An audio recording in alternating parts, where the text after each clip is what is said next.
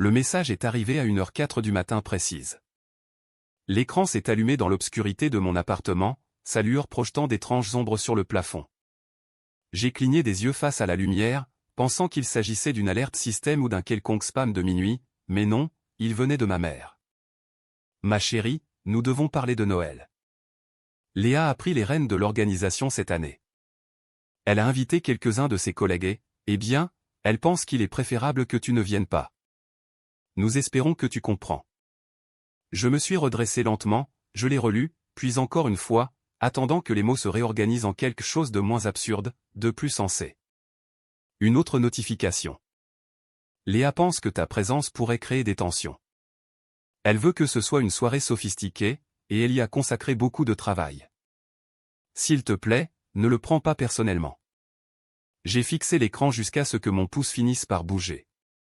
J'ai tapé un seul mot, noter, et j'ai appuyé sur envoyer. C'est tout ce que je leur ai donné.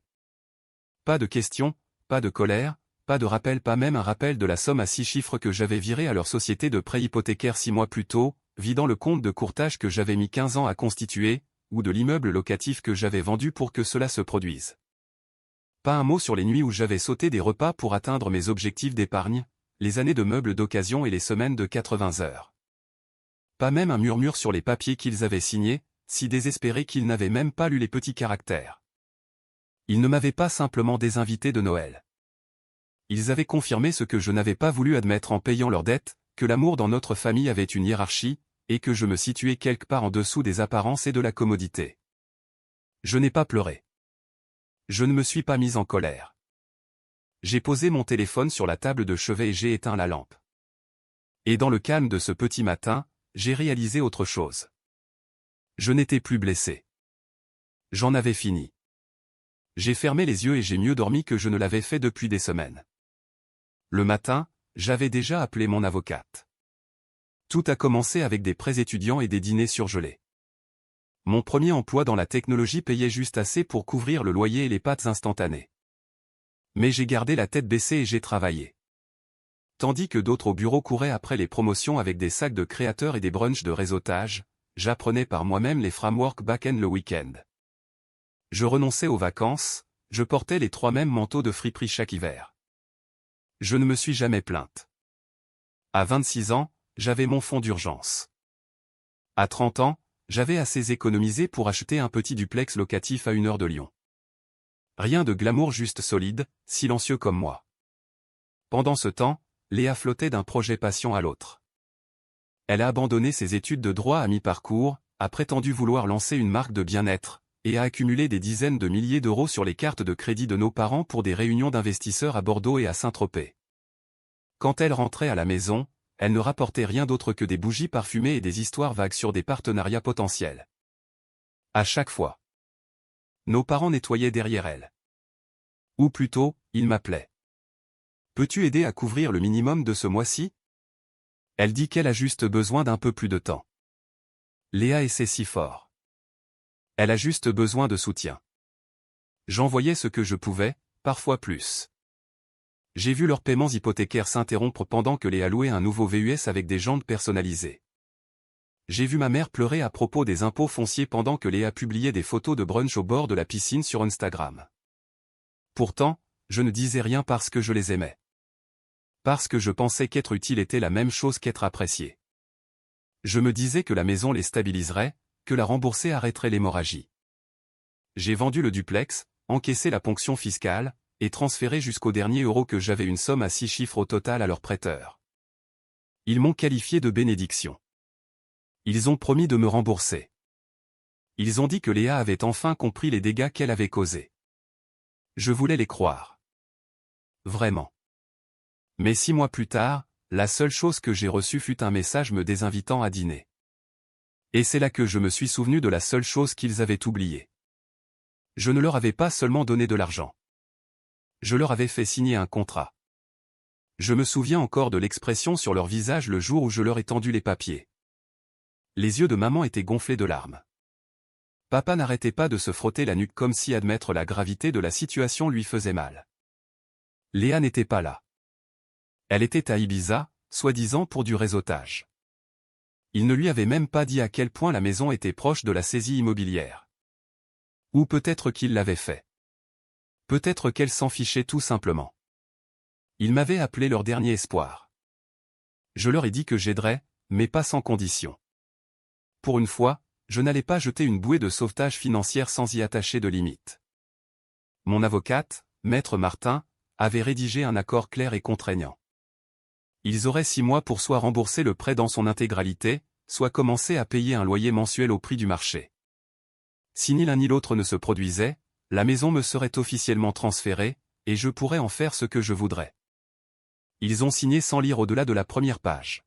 « Tu as toujours été la personne fiable », a dit maman, serrant ma main comme si j'étais un miracle. Je ne sais pas ce que nous ferions sans toi. Ils ne savaient pas que cette fois, je ne le faisais pas pour eux, pas vraiment. Je le faisais pour survivre au sein de cette famille sans me perdre dans les décombres. Maintenant, assise à ma table de cuisine dans la lumière du matin, j'ai ouvert mon ordinateur portable et cliqué sur le dossier intitulé « Cabinet Durand ». À l'intérieur se trouvait tout, les documents PDF signés, les confirmations de paiement, les formulaires notariés, les copies du virement bancaire, une trace écrite pour chaque promesse, chaque centime. Ce n'était pas de la rancune. C'était de la structure. Ma version de la protection. Et ils avaient tout oublié. Ils étaient si habitués à mon silence qu'ils l'ont confondu avec une reddition. Mais je n'avais pas oublié. Et le contrat avait une date. Cette date était demain. Je ne voulais pas faire de scène. Ça n'a jamais été le but. Au moment où j'ai confirmé la date du contrat, tout s'est mis en place. Il n'y avait pas de discours à préparer, pas de confrontation à scénariser, juste une série d'actions calmes et délibérées, chacune défaisant la version de moi qu'ils pensaient que je serais toujours. J'ai ouvert un nouvel onglet, tapé les identifiants de mon programme de fidélité aérien, et réservé un billet aller simple en première classe pour les Seychelles, siège côté hublot, départ le matin de Noël. Puis j'ai envoyé un message à Maître Martin, allez-y. Signifiez l'avis pendant le dîner. Ils seront à la maison. Elle n'a pas demandé pourquoi. Elle avait vu les dossiers, entendu le ton de ma voix quand je suis venu la voir pour la première fois il y a 6 mois. Je ne voulais pas de leur maison. Je ne voulais pas de vengeance. Ce que je voulais, ce que j'avais toujours voulu, c'était une famille qui ne me faisait pas gagner ma place à table en me saignant aux 4 veines pour elle. Ils ne m'avaient pas exclu de Noël. Ils m'avaient libéré d'une année de plus à prétendre appartenir à leur monde. J'ai fermé mon ordinateur portable et je suis allé dans la chambre. Dans le placard, ma valise avait encore l'étiquette de mon dernier voyage d'affaires. Je l'ai faite lentement, des maillots de bain, des robes en lin, 2 livres que je voulais lire depuis longtemps, et la copie pliée du contrat. Non pas pour l'agiter, mais pour me rappeler que je n'avais pas imaginé cela. Que je n'avais pas surréagi. Je leur avais donné la chance de bien faire les choses avec moi, et ils avaient choisi de ne pas le faire. Je ne partais pas en vacances. Je choisissais de ne plus porter ce qui n'était plus à moi. Alors que je fermais la fermeture éclair du sac, j'ai entendu une notification. Un autre message de maman. Nous espérons que tu n'es pas trop fâchée, ma chérie. Léa est juste sous pression, et ce dîner compte beaucoup. Nous fêterons ça avec toi une autre fois. Je n'ai pas répondu. Au moment où il se passerait les amuse-gueules, la vie serait entre leurs mains. Noël est arrivé avec la précision d'une performance bien répétée. Léa avait engagé un traiteur. Il y avait des verres à vin en cristal sur des tables de location. Elle avait posté un boomerang dans sa story ce matin-là, des noix de pécan caramélisées tombant dans un bol, avec la légende « énergie festive de haut niveau ». Ce qu'elle n'a pas posté, c'est le moment où un coursier est arrivé à la porte avec une enveloppe Kraft plate portant le nom de famille. Je ne l'ai pas vu en personne, bien sûr. J'étais à Lyon-Saint-Exupéry, sirotant un latte au lait d'avoine dans le salon de première classe, regardant la pluie tracer de douces lignes sur les fenêtres. Le premier message est venu de papa, « Qu'est-ce que c'est que cet avis juridique ? Appelle-nous immédiatement. » Puis maman, « Claire, tu ne peux pas faire ça. C'est notre maison. » Et Léa, comme on pouvait s'y attendre, en dernier, « Tu es folle. Tu gâches tout. » Je n'ai pas répondu. Je n'en avais pas besoin. Le contrat était clair, 6 mois à compter de la date du transfert, il devait soit rembourser la totalité du montant, soit commencer à payer un loyer. Sinon, la propriété me reviendrait, et des poursuites judiciaires commenceraient. Les papiers qu'ils venaient de recevoir étaient la première étape de ce processus, un rappel formel des termes qu'ils avaient signés, avec la clause d'expulsion surlignée en gras. D'après ce qu'Evelyne m'a raconté plus tard, le patron de Léa et sa femme étaient déjà assis à table lorsque l'enveloppe a été ouverte. Il a vu la panique, les cris, maman qui pleurait dans la cuisine, papa qui proférait des menaces au sujet d'avocats qu'il ne pouvait pas se payer, Léa essayant en vain d'expliquer pourquoi la maison pourrait ne plus leur appartenir très longtemps. J'ai imaginé son visage, la débandade derrière le sourire, l'illusion se fissurant en temps réel. J'ai baissé les yeux sur ma carte d'embarquement porte B3, Seychelles, via Dubaï alors que l'hôtesse appelait l'embarquement de la première classe. J'ai terminé mon verre, enfilé mon manteau et marché vers quelque chose de calme, pas la vengeance, juste le soulagement. L'appel est arrivé 2 jours après le début de mon voyage. Au moment où le soleil commençait à glisser derrière l'horizon turquoise, j'ai répondu sans regarder l'écran. Ma chérie, dit grand-mère Evelyne, sa voix chaleureuse et juste un peu amusée. Tu devrais voir ce que tu as fait. Je me suis adossé au coussin du patio de la villa et j'ai fermé les yeux. C'est le chaos, j'imagine. Oh, c'est magnifique, gloussa-t-elle. Le dîner parfait de Léa s'est effondré en moins de 20 minutes. Ton père s'est enroué à force de crier. Ta mère sanglotait dans un torchon. La femme du patron a demandé si c'était un mauvais moment et s'est excusée à mi-chemin du dessert. J'ai expiré un souffle que je ne savais pas que je retenais. Elle a perdu la promotion, a poursuivi grand-mère. Apparemment, son patron n'apprécie pas qu'on lui mente ou qu'on l'invite à dîner dans une maison qui n'appartient pas légalement à la famille de son employé. Je n'ai pas ressenti de joie. Pas exactement. Juste une sensation nette et précise de correction de la vérité qui, enfin, était plus forte que la performance. Et ton père, ajouta-t-elle, sa voix s'adoucissant. Il a trouvé les relevés, ce qui montre que Léa retire des avances de fonds en leur nom depuis des mois. Il est furieux. C'est la première fois que je le vois comme ça. Cela a eu plus d'impact que tout le reste. Papa avait toujours été silencieux en ce qui concernait Léa. Déçu, peut-être, mais jamais vraiment en colère. Jamais prêt à regarder ses choix en face jusqu'à maintenant. Ils veulent parler, a dit Evelyne. Tous. Même Léa. Je pense qu'ils sont prêts à écouter. J'ai laissé le silence s'installer entre nous un instant, les vagues clapotant doucement à proximité. Je rentrerai à la maison, ai-je dit. Dis-leur de me retrouver chez moi le lendemain de mon atterrissage. Grand-mère a fredonné son approbation. J'ai attendu 15 ans que quelqu'un tienne tête à l'ouragan Léa. Merci d'être cette personne. J'ai souri alors que la ligne devenait silencieuse. Cette fois, je ne reviendrai pas en tant que leur plan de secours. Je suis arrivé à Lyon juste après l'aube. La ville était encore calme, les rues luisantes de pluie. Au moment où j'ai atteint mon appartement, ils attendaient déjà. Ma mère s'est levée quand j'ai ouvert la porte, les yeux fatigués, les mains jointes devant elle comme si elle n'était pas sûre d'avoir le droit de me prendre dans ses bras. Papa avait l'air plus vieux, plus petit. Et Léa, le visage nu, les cheveux tirés en arrière, aucune marque de créateur en vue, était assise sur le bord du canapé comme quelqu'un qui se prépare à l'impact. Je n'ai pas offert de câlin. Je n'ai pas offert de thé. Je me suis assise en face d'eux, j'ai ouvert mon ordinateur portable et j'ai cliqué sur la présentation que j'avais préparée dans l'avion. Je ne suis pas ici pour me disputer, ai-je dit. Je suis ici pour proposer une voie à suivre. 3 diapositives, 3 options. Option 1, vendre la maison. Liquider les actifs non essentiels, la voiture de Léa, la multipropriété à Courchevel, les articles de créateurs et utiliser les bénéfices pour un acompte sur une maison modeste. Option 2, papa lance le cabinet comptable dont il a toujours parlé. Je le finance sous forme de prêt documenté, avec des remboursements structurés et des examens trimestriels. Option 3, Léa s'inscrit à un programme de thérapie financière. Pas de téléphone, pas de dépenses, pas de financement externe pendant 1 mois. J'ai parcouru chaque option lentement, clairement. Sans culpabilité, sans excuse. Ce n'est pas une punition, ai-je dit. C'est une structure, un avenir avec une responsabilisation. Personne n'a parlé tout de suite. Les yeux de maman se sont remplis de larmes. Papa fixait le sol. Léa ne bougeait pas. Puis elle a finalement demandé, « Pourquoi fais-tu ça ?» Après tout ce que j'ai fait. Je l'ai regardé. Pas la version parfaite. Pas la tempête qu'elle déchaînait sur tout le monde, mais la fille qui se glissait dans mon lit pendant les orages. Parce que tu es ma sœur, ai-je dit, et parce que je crois que la partie de toi qui veut changer est toujours là. Elle a hoché la tête une fois, à peine, et pour la première fois, personne ne m'a interrompu lorsque j'ai cliqué sur la diapositive suivante. Léa a craqué la première, non pas avec des cris ou des reproches, mais avec quelque chose de plus calme.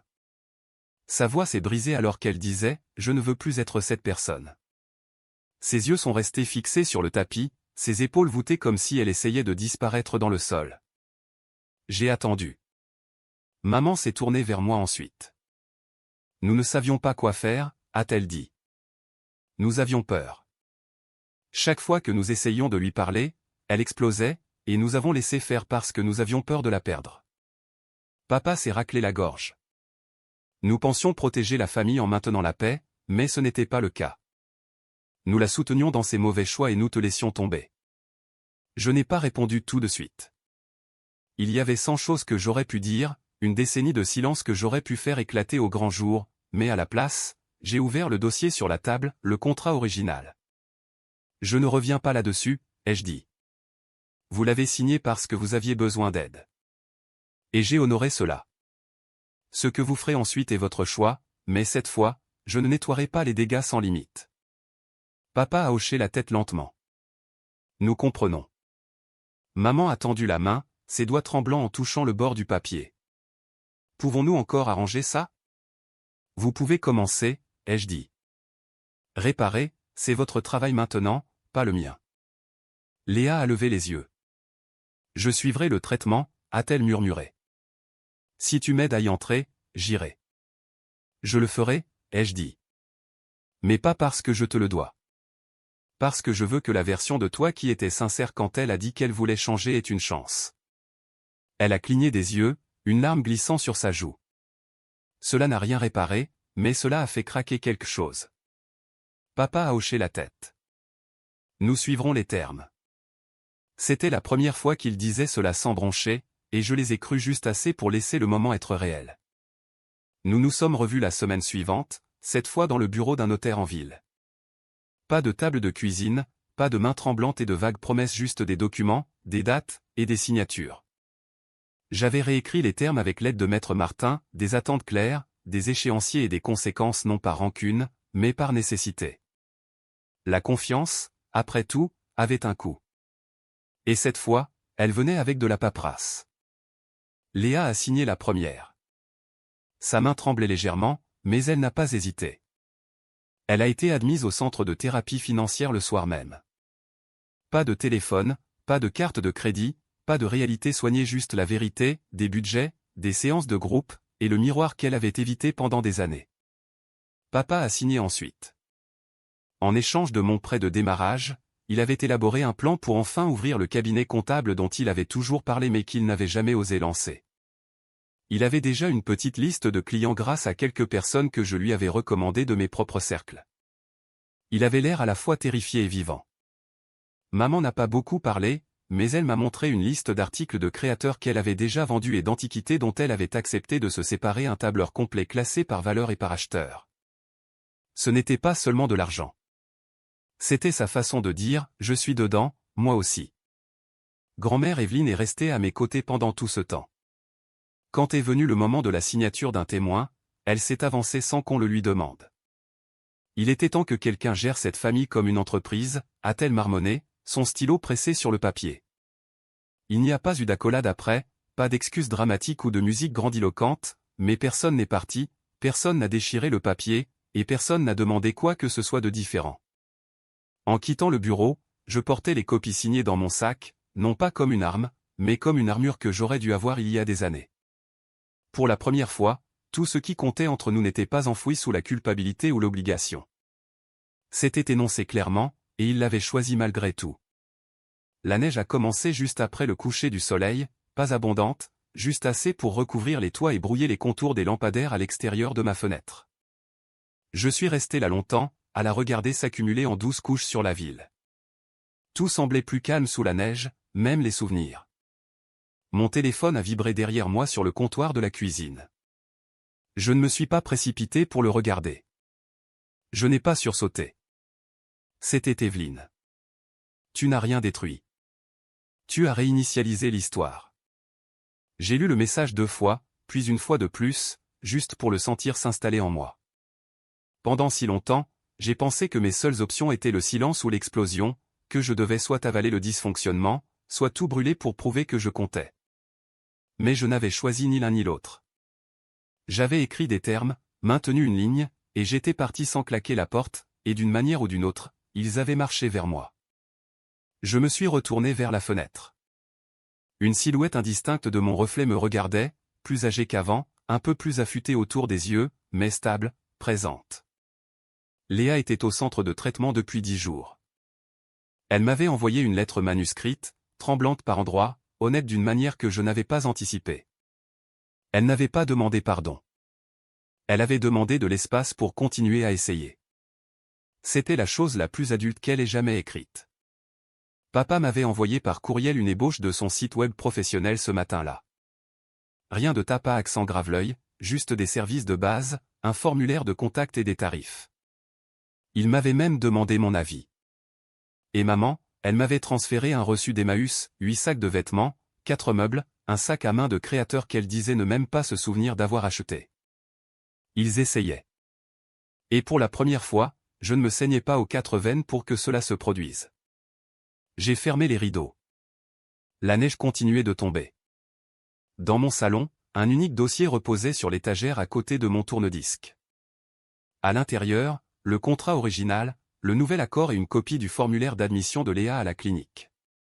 Non pas pour le brandir sur eux, mais pour me rappeler ce que j'avais fait, ce que j'avais revendiqué cette fois. La paix était mienne parce que je ne m'étais pas brisé pour l'obtenir.